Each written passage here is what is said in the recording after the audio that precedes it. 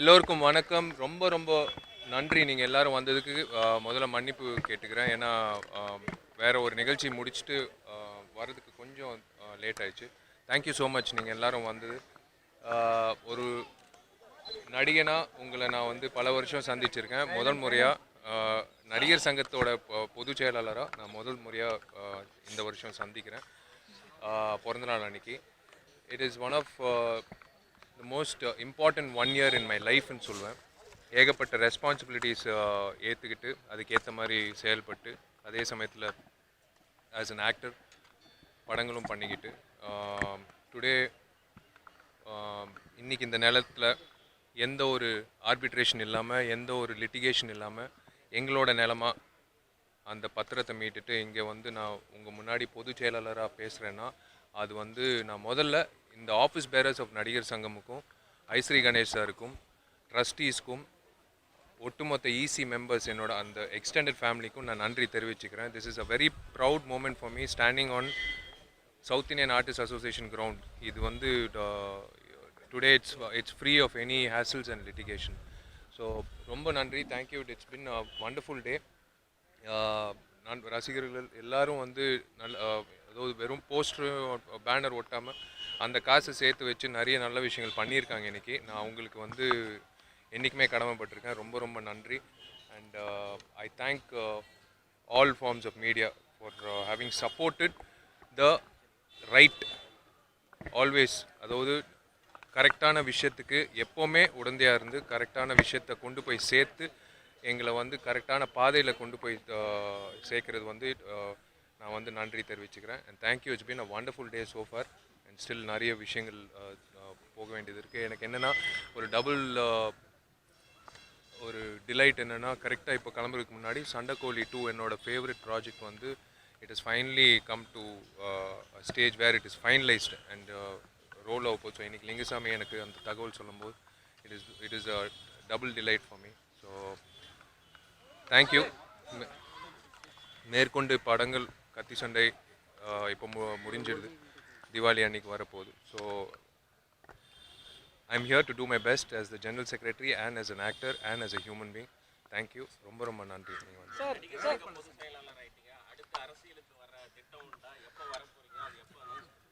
இல்லை சார், இல்லை இது வந்து நடிகர் சங்கம் பொதுச் செயலாளர்ன்றது 2 வருஷம் முன்னாடி கூட நான் யோசித்த ஒரு விஷயம் இல்லை.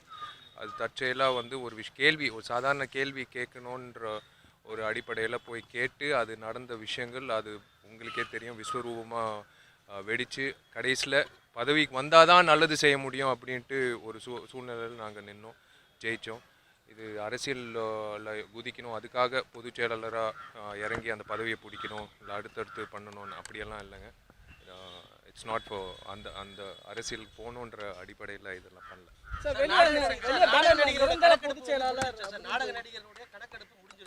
இல்லை, நாடக நடிகர்கள் வந்து இப்போ லைஃப் மெம்பர்ஷிப் டேட்டா பேஸ் வேலைகள் வந்து 60% முடிஞ்சிருக்கு. இப்போ லைஃப் மெம்பர்ஸ், அதாவது சென்னை சுற்று வட்டாரத்தில் இருக்கிற லைஃப் மெம்பர்ஸ் வந்து சேகரித்து அவங்களோட டேட்டா பேஸ் வீடியோ பதிவும் ஃபோட்டோ பதிவும் பண்ணி வெப்சைட் வந்து ஆல்ரெடி ஸ்டார்ட் பண்ணியாச்சு. வெப்சைட் போயிட்டுருக்கு. வி ஆர் கோயிங் டு அது அந்த விஷயம் முடிஞ்சதுன்னா நான் 100% எல்லா மெம்பர்ஸும் அவங்களோட ஃபோட்டோ பதிவும் வீடியோ பதிவும் ஒரு புக்காகவும் வெப்சைட்லேயும் நாங்கள் ரெடி பண்ணிட்டுருக்கோம். தாம்பரத்தில் வந்து ராமசுப்பையாங்கிற நாடக நடிகர் வந்து அவருடைய மருத்துவ தேவைக்காக 15 நாள் வந்து ராஜீவ்காந்தி மருத்துவமனையில் அட்மிட் ஆகிட்டு அவர் கவனிக்க ஆள் இல்லாமல் எங்களுக்கு ஃபோன் பண்ணார். ஃபோன் பண்ணிட்டு நான் வந்து உரிய ஆட்கள் மூலமாக நான் வந்து நடிகர் சங்கத்துக்கு கவனத்துக்கு கொண்டு போனேன். ஆனால் அதை யாருமே எடுத்துக்கல. ராமசுப்பையா வந்து இப்போ ரீசெண்டாக உறுப்பினர் இல்லை சார். அதுதான் அது ஒரு விஷயம். எப்பவுமே நான் இல்லை, அதுதான் நான் ஒன்று சொல்லிட்டு முடிச்சிடுறேன். இந்த இடத்துல அந்த கட்டடம் வந்ததுக்கப்புறம் நீங்கள் சொல்கிற நான் மெம்பர்ஸ்க்கும் வந்து முடிஞ்ச அளவுக்கு நாங்கள் உதவி பண்ண முடியும். இப்போ இருக்கிற பொருளாதார ரீதியில் நாங்கள் வந்து ஒரு விதிமுறைகள் இருக்குது. இப்போ எனக்கு இல்லை கார்த்திகோ இல்லை நாஜு சாருக்கோ தனிப்பட்ட முறையில் இவங்களுக்கு ஒரு 10,000 கொடுக்கலாம், இல்லை இவங்களுக்கு ஒரு 20,000 கொடுக்கலாம், அப்படி பிரித்து நம்ம பண்ண முடியாது. விதிமுறைகள் படி மெம்பர்ஸுக்கு மட்டும்தான் வந்து உதவணும் அப்படின்ட்டு போட்டிருக்கு. அவ்வளோதான் நிதி இருக்குது.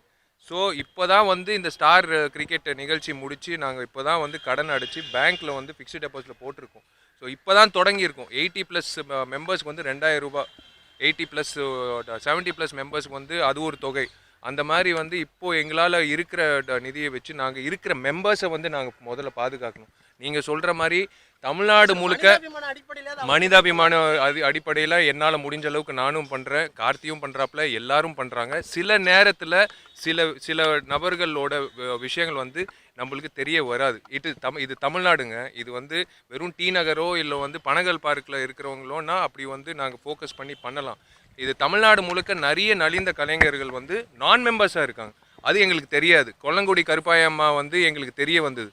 கொல்லங்குடி கருப்பாயம்மா கஷ்டப்படுறாங்க தெரிய வந்தோடனே நாங்கள் வந்து உதவணும். அதே மாதிரி பறவை முனியம்மா வந்து மெம்பரே கிடையாது. அவங்க கஷ்டப்பட்டாங்கன்னு கேள்விப்பட்டோடனே நாங்கள் உதவணும். அது வந்து தனிப்பட்ட முறையிலையும் சரி. அதுக்கப்புறம் மாண்புமிகு முதலமைச்சர் அம்மா அவர்களுக்கும் நன்றி தெரிவித்தோம். ஏன்னா அவங்க வந்து பறவை முனியம்மாவுக்கும் ஹெல்ப் பண்ணாங்க. அந்த மாதிரி சில நபர்கள் வந்து சில நேரத்தில் வந்து வந்து சேராது அந்த அந்த விஷயம். அண்ட் அதே சமயத்தில் நடிகர் சங்கம் மூலிமா அவங்களுக்கு வந்து உதவ முடியாத ஒரு நிலைமை வந்து பழைய நிர்வாகம் ஏற்படுத்தி கொடுத்துருக்கு. அதுதான் நாங்கள் சரி கட்டுறோம். கவனத்துக்கு வந்துருச்சு. ராமசுப்பையாவுக்கு உதவி கிடைக்குமா கிடைக்காது? ராமசுப்பையா வந்து விஷால் என்ற ஒரு மனிதன் கண்டிப்பாக உதவும். இப்போவே நீங்கள் சொல்லி முடிச்சோடனே இப்போவே அவர் எந்த மருத்துவமனையில் இருக்காரோ இப்போவே வந்து என் ஆட்களை அனுப்பி அவருக்கு வந்து உதவி தான்.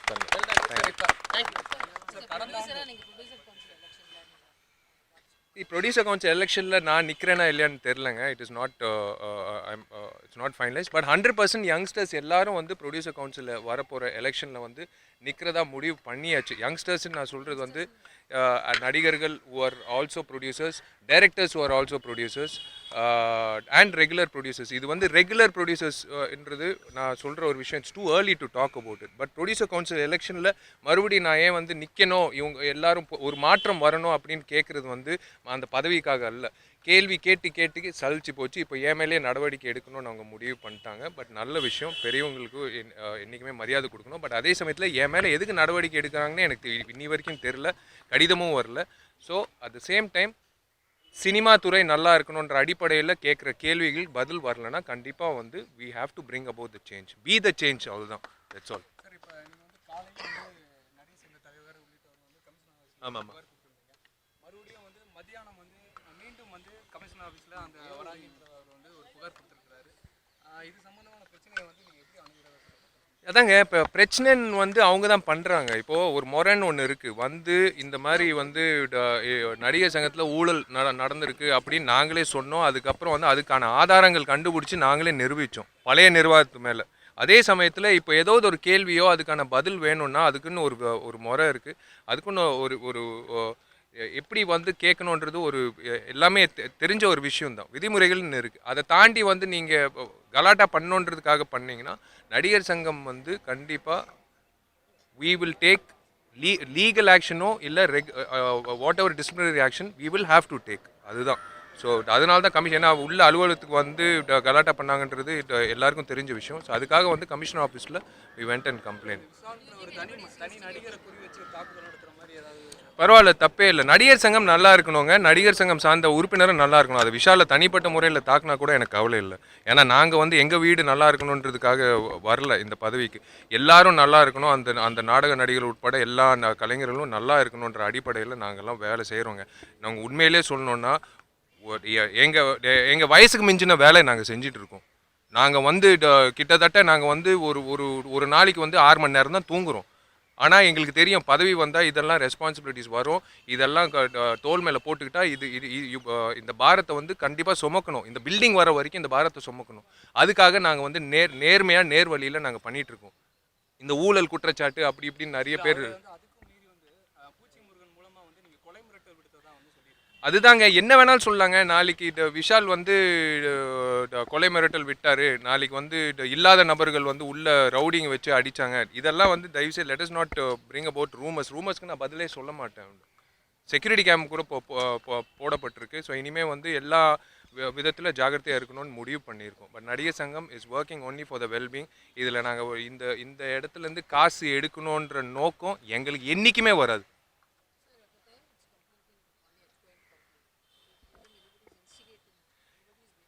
Instigating, yeah. See, we don't want to go into the deep details of யார் இன்ஸ்டிகேட் பண்ணுறாங்க, எதுக்காக பண்ணுறாங்கன்னு. நாங்கள் அன்றைக்கே சொன்னோம், இன்றைக்கும் சொல்கிறோம். குதிரைக்கு அந்த லாடம் கட்டின மாதிரி நாங்கள் வந்து அந்த பில்டிங் கட்டுற வரைக்கும் நாங்கள் வந்து எல்லாமே சந்திக்க தயார். நேர் வழியில் போகிறோம், நேர் வழியில் தான் போவோம். இப்போ நானே அதான் ஒரு உதாரணத்துக்கு சொல்கிறேன். ஒரு வேளை கொஞ்சம் சரிஞ்சு சரி நடிகர் சங்கத்துலேருந்து ஒரு பேனா எடுத்துகிட்டு போகலாம் ஆஃபீஸ்க்கு நினச்சா கூட, நான் நினச்சா கூட, இல்லை யார் நினச்சா கூட, சிவகுமார் ஐயாவோட பையன் கார்த்தின்றவர் தான் பொருளாளர். அவன் வந்து ஒரு குண்டூசி கூட வெளில எடுத்துன்னு போகக்கூடாதுன்ற அளவுக்கு அவன் வந்து பாதுகாக்கிறான். அக்கௌண்ட்ஸ், ஓப்பன் கவர்னன்ஸ் அக்கௌண்ட்ஸ் வந்து நாங்கள் வந்து ஒரு பேனா எடுக்கணும்னா கூட வந்து கேள்வி கேட்பாப்ல. அந்த அளவுக்கு it's a very open governance of Nadigar Sangam. Karthi வந்து we are openly telling the accounts are there for everyone to see. இந்த அக்கௌண்ட்ஸ் வந்து எதுவுமே அண்டர் த டேபிள் இருந்ததில்லை, எல்லாமே over the table and everything is accounted, every rupee is accounted. And this is the last time I will want to explain about false allegations. அதான் sir, அடுத்தது நீங்க தான் பொதுச் செயலாளராக இருப்பீங்களா? வெளியே பேனர்ல நிரந்தர பொதுச் செயலாளர் இல்லை, நிரந்தர பொதுச் செயலாளர் அதெல்லாம் எனக்கு தெரியாதுங்க. இந்த கட்டடம் வந்து 2018 ஜனவரி 14 இது வந்து கொண்டு வரணும் அப்படின்ற ஒரு தீவிரமான முயற்சியில் எல்லாரும் ஈடுபடுறோம், செயல்படுறோம். ஸோ நான் அந்த டேர்ம் முடியும் போது தான் நம்ம என்னன்றது முடிவு. நான் தான் சொன்னேன், ஃபஸ்ட் டைமே பொதுச் செயலாளராக நான் வந்து ராதாரவி அண்ணனை எதிர்த்து நிற்பேன்றது நான் கனவுல கூட காணல. அன்றைக்கி கூட பொதுக்குழுவில் வந்து நீங்கள் தான் இருக்கணும் பதவியில், ஆனால் அந்த கட்டடம் மட்டும் கட்டி கொடுங்கன்னு சொன்னோம், அவ்வளோதான் கேட்டோம். பட் இன்றைக்கி வந்து பதவியில் இருக்கோன்னா அந்த பில்டிங் வரணும். பில்டிங் வந்துருச்சுன்னா தென் நீங்கள் கேட்குற கேள்விக்கு நான் ப்ரிசைஸாக சொல்வேன், நான் நிற்பேன்னா நிற்க மாட்டேன். ஆனால் நான் நிற்காமல் இருக்கிறதோ எல்லாம் முக்கியம் இல்லை. இந்த கட்டடம் வரணும். அந்த கட்டடம் மூலிமா வர அந்த வருமானம் வந்து முறையாக வந்து எல்லாருக்கும் செலுத்தணும், பென்ஷன்ன்ற வகையில். ஆமாம், மூர்த்த நாள் அதான் 54 மூர்த்த நாள் இருக்குது அப்படின்ட்டு ஒரு கணிப்பு போட்டிருக்காங்க. ஏன்னா வருமானம் எவ்வளோ வரும்னு. கார்த்திகிட்ட புக் பண்ண விஷயம் என்னென்னா 2018 அப்படின்ட்டு ஒரு டேட் ஃபிக்ஸ் ஆகிருக்கு, ஜனவரி 14. ஜனவரி 15 மூர்த்த நாள்னா நீங்கள் எல்லாரும் வந்து வேறு வழியில் என் கல்யாணத்துக்கு வந்து தான் ஆகணும். ஆமாம், பார்த்தாச்சு. Thank